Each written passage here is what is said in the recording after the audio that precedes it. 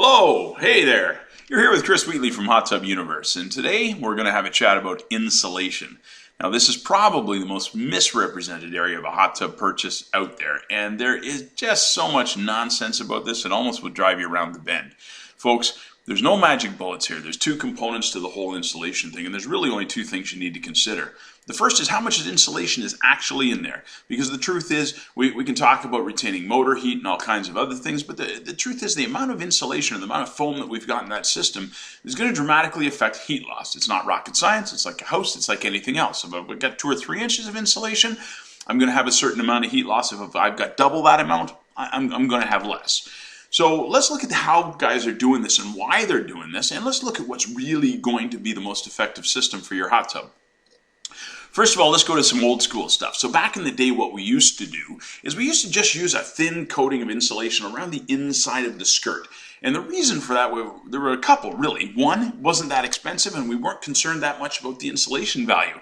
Now back in the 80s when the energy crisis wasn't quite as crazy as it is today, it wasn't the hot button.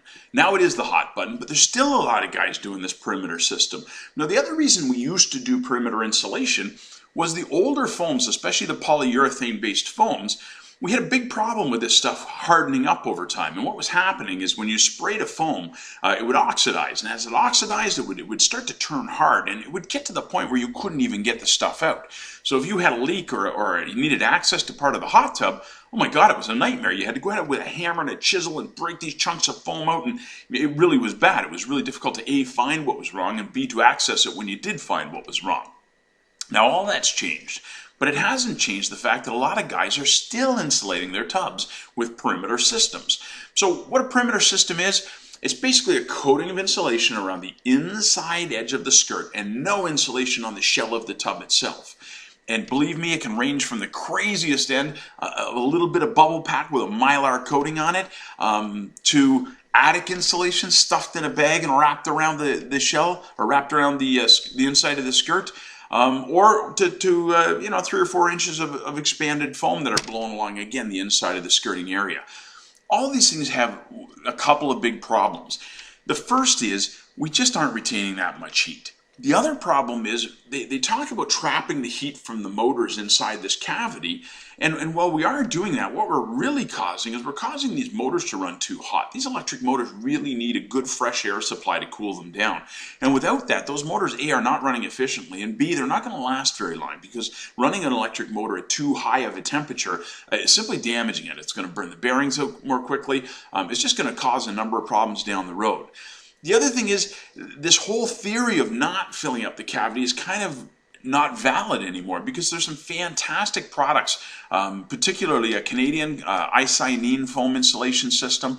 And what this foam is now is it's an environmentally safe foam that we can spray into a tub that never hardens. So what this allows us to do now is it allows us to go back to a really good amount of insulation in that tub where we can fill that cavity between the skirt and the shell of the tub, and there's a lot of advantages we get there. Not only do we get 2, 3, 4 times more insulation, or maybe 5 or 10 on some of the really bad systems, but we're getting an insulation that is going to not impede access to equipment down the road. So on a tub that's foamed with an isonine or with the foam that's not hardening, if you ever had a leak, for instance, it's a matter of touching the foam. Find the wet spot. You can pull it out with your fingers because the foam never hardens up. The center of that wet spot is absolutely going to be your leak. Fix the leak because it's an environmentally friendly product. We can refoam it with the same foam right on site and repair that. So now we don't have to sacrifice all that insulation value so that the service tech basically has an easier time servicing your tub down the road. Now, the other side of this whole insulation game is the motor heat, and this is significant. And one of the big pitches of the old perimeter systems always used to be, we're going to trap that motor heat in there and some of it's going to soak into the shell and, we're going to reclaim some of that heat and it's going to make a difference to your running costs. And they were right. So what a lot of guys have done that are using the isonine system now is we're taking those motors, and we're just taking a little bit of foam out of the corner of the hot tub, and that's where your foam is the thickest anyway. Because if you look at most hot tubs, you've got a 4-inch wall or 5-inch wall, so that's all the insulation you can get in that whole wall of the spa. The cover's usually a 5-inch to 3-inch tapered cover. So really, when you look at it, most of the tub has 5 inches of insulation, but down in the corner where the seats go, if you look in that corner that goes out there, my gosh, you can have 2 feet of insulation in that area, because it's where there's tons of room between that seat and the far corner of the shell. So hollowing a little bit of that insulation out of there and putting those motors inside of there, what it now allows us to do is to put intakes on there that's going to collect the heat off those motors and actively recycle it right back into the water stream.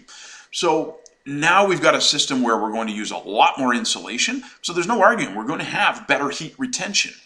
And we're going to get better use of that motor heat, because instead of a passive system where we're just allowing that heat to kind of soak into the plumbing and the shell, and some of it's going out through that insufficient insulation around the perimeter of the tub, we've now got a system where we're really capturing a lot of that heat in there, we're really trapping that heat in there, and we're really making great use of that motor heat because we're actively injecting it into the water stream.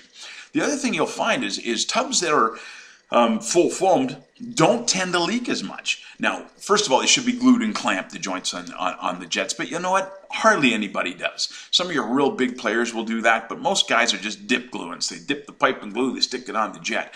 If we've got that plumbing unsupported, like a perimeter hot tub is, there's a lot of weight. When you take a pipe full of water, that pipe weighs a lot, and then when we all of a sudden pressurize it, and then depressurize it, pressurize it, depressurize it, we're getting these stress points in all the joints. If we're using a full foam system, that's kind of supporting all that plumbing, and it's kind of just adding that extra little bit of support. So you're going to find that perimeter tubs, are a lot more prone to leak in the first place. So one of the reasons that they're so concerned with this leaking aspect is because they're leakier tubs. So there's a lot of reasons to go to a new iCyanine system. Now, there's one bad thing. Some guys still put the motors outside of the insulation envelope of the hot tub. And this is, I know it's marketed as a new hybrid thing, but the truth is, guys, this is how we used to do it. Back in the day, everybody had their motors outside, and you just fill the tub with foam.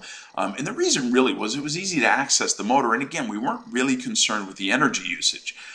Putting the motors outside of the insulation envelope, so in other words, that hot tub that's all insulated up nice, and then we take the motors that are generating heat and we put them outside of that insulation envelope, causes a lot of problems.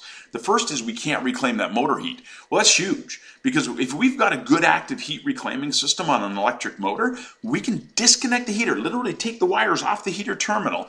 We can keep that hot tub at 90, 95 degrees just on the reclaimed heat from the motor. So that's not an insignificant thing. As soon as we put those motors outside of the envelope, we lose that heat. The other problem is we're talking about how important it is to have all this amount of foam into a hot tub. Well, what sense does it make to take all that nice hot water that's all trapped in that nice insulation envelope with all that great iCyanine foam and pump the water outside through 3 feet of equipment and plumbing back into the tub? In the wintertime, that uninsulated area, or virtually uninsulated area where those pumps are sitting, it's kind of akin to pumping your water through the nearest snowbank in the wintertime. It's just not a good thing to do. The really big concern here, though, is if you ever have a power outage. And if you live in North America, you probably get them, especially in the northern end where we're going to get snowstorms and ice storms from time to time. If that equipment is sitting under a virtually uninsulated environment, your freeze-up times are almost immediate. So as soon as that power goes out, we're starting to chill that area really quickly. And within a very short period of time, we can start getting frosting and freezing in that area. Warranties do not cover freeze damage. So it's just, there's a number of reasons why we shouldn't be doing this. If those motors are up underneath the hot tub, again, we're actively reclaiming that motor heat.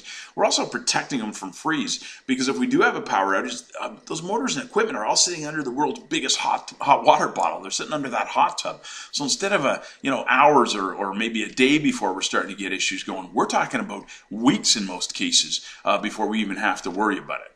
So there's the pros and the cons about it. In my opinion, there is really only one reason that people are not doing an iCyanine foam insulation system with the motors internally, and that's cost. I mean, the long and the short of it is, if we're using a perimeter system and we're using bubble pack with Mylar, that's a $50 insulation system. If we're using attic insulation stuffed into a bag, well, maybe we're up to a $100 insulation system. But if you're filling that cavity with expanded foam and using an active heat reclaiming system on those motors, you're talking about a $400 or $450 insulation package. And that really is what it's all about. So that's Chris Wheatley from Hot Tub Universe. This is your Insulation Minute. Stay tuned next time and maybe we'll talk about something about pumps or covers or cats or dogs or something else that turns our crank. Anyways, have a great day. See you soon.